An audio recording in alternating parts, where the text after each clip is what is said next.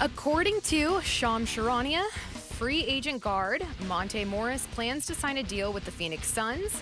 The Suns lock in a reliable point guard entering his 8th NBA season. Morris has averaged 10 points, 39% three-point shooting, and 3.8 assists over his career.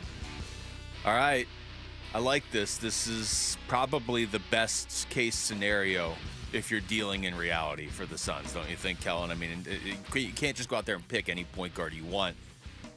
Of all the names on the list, and Kevin and I went through this earlier in the show too, talking about a guy that's still in his 20s, 29, a guy that has experience in this league, though, and a guy that I don't hate that 39% from three either. I know he's not going to be hoisting up a bunch, but your initial thoughts on this one? Yeah, this is about as well as the Suns could have done with this role and finding the right fit. And what I mean by that is threading the needle here was going to be difficult because you could not bring in a point guard who is expecting to be having a prominent role on this team. This is going to be a guy who some nights plays 9 minutes, some nights plays 26 minutes. And when Bradley Beal or Devin Booker is injured, we know that those guys aren't going to play 82 full games. This is someone who probably steps up into your starting lineup and now takes on a much bigger role. That is something that Monte has done over the course of his career. I think that he was looked at widely in Denver when Jamal Murray was taking his rise. He was widely looked at as the premier backup point guard in all of the league. He was someone who is Sixth Man of the Year voting in his history, and that was just in his second NBA season when he got started with Denver. Here is the backstory. He got traded to the Wizards in 2022 in the offseason, spends a year in Washington, puts up pretty much the same numbers he always has, but then from there was traded to Detroit. He got injured, only played 6 games for Detroit, returned around January, I want to say, and then right around the trade deadline gets traded to Minnesota. Minnesota is a team where behind Mike Conley for a number of years now, even before Conley got there, they've had trouble at backup point guard. They've tried Jalen Noel. They've tried Jordan McLaughlin. They've tried other guys. So Morris seemed like a perfect fit for them, but then he got there and he just wasn't able to retain a consistent role. The why, I can't really tell you right now. Is something that I'm going to feel better about once I go back and watch more of this. But in the regular season, he was still able to be effective, but we saw him in that series. He was out there occasionally against the Suns, but very rarely. So the why there, what stage of his career is he at right now? Is he still in his prime? Is he fading a bit? I'm not really sure. But again, we're talking about a guy on the minimum who just 2-3 years ago had established himself as the best backup point guard in basketball. And Luke, head-numbing turnovers were a consistent theme of last year's team. Chris Paul's assist-to-turnover ratio is something we talked about a ton when he was here. It was somewhere around like the 3 to 4 range. Here's Monte Morris by season, his assist-to-turnover ratio: 5.71, 4.81, 4.41, 4.27, 5.43, and then this year in limited games, he had 69 assists and only 7 turnovers. He takes care of the ball better than just about anyone on the team. So again, or in the league, I should say. So again, we go to this role and how you're only going to be out there on the ball just a little bit. You need to not only maximize it, but take care of it. The Dragan Bender rule is what I will bring up right now. And here's the Dragan Bender There's rule. only one?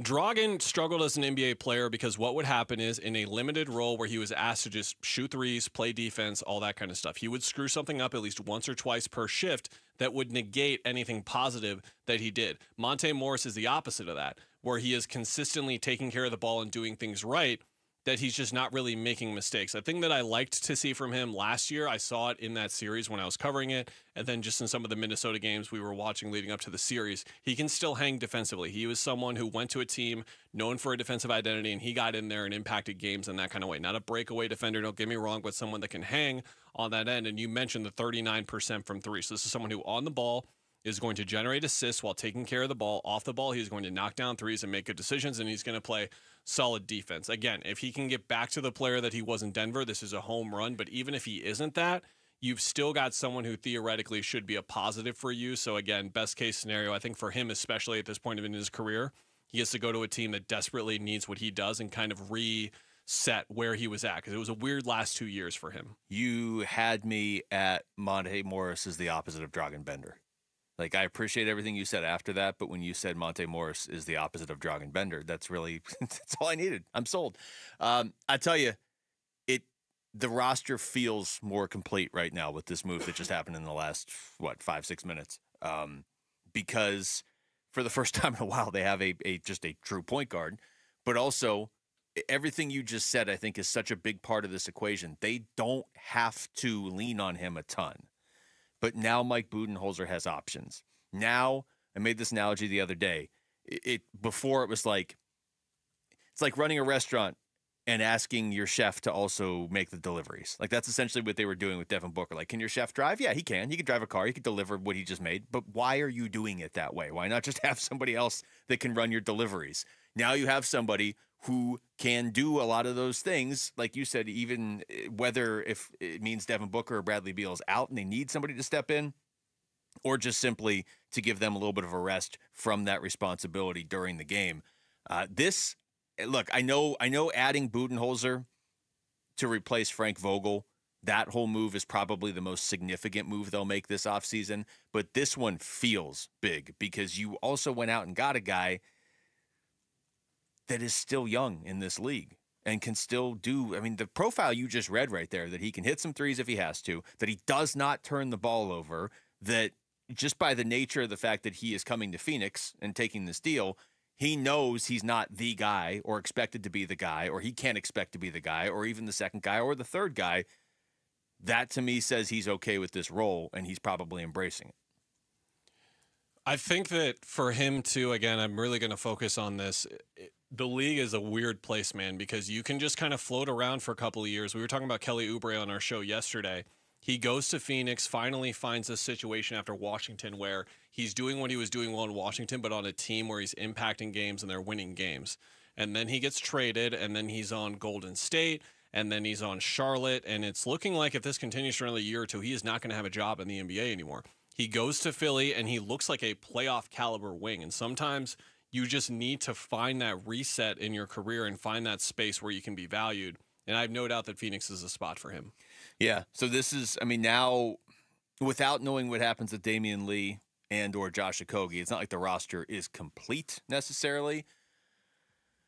But now it kind of feels like if the season started tomorrow, I'm ready to see what this team can do. And when you look at the guys that were available realistically, when you're talking about Kyle Lowry and you're talking, I mean, Chris Dunn's gone, you're talking about some of these other players. We were running through the list earlier. I mean, to the point where Kevin had to bring up Pat Bev's name earlier in the show, Dennis Smith Jr., some of these other guys, like the list of realistic options for the Suns. Monte Morris, I think, was probably at the top of every Suns fans list. Interesting difference between last year and this year in the offseason. Remember, last offseason, they were looking for athleticism, youth, and young guys who could develop into more. They were looking at Keita Bates-Diop, Yuta Watanabe. For me to, again, use the career parallels and that kind of thing, those were guys that had developed their skills on these kind of iffy, okay teams, and they were moving to a contender to really prove themselves. Jordan Goodwin was another guy on the trade market that we got excited for. All of those guys did not pan out, including Drew Eubanks, including Josh Okogie. And look at what they've done now. They've signed a guy who has over a decade in the NBA and then a guy who has a really stacked resume as a backup point guard. Like, they have moved away from this potential, and a lot of what helped with that, Luke, is their ability to draft two guys as well. So the youth and athleticism that they were looking for, they get it through the draft, and now in free agency, they were more focused on veterans. I think there was a clear intention here with the guys that they were targeting. Yeah, and you know, the fact that they were able to condense a lot of those free agents they picked up last year that didn't work out, they essentially condensed them into Royce O'Neal. I mean, this does, I don't want to go down the same path a lot of people went down last year where it's like, oh, the Suns roster is going to be outstanding because there were a lot of question marks. I feel like there are less question marks individually on the roster right now. What they can do collectively together within the scope of trying to win a championship, I understand that's still a huge question mark. But if you just go up and down the roster now, I feel like there are less significant question marks. Thanks for watching Wolf and Luke. Tap to see more and click the button in the middle to subscribe to Arizona Sports.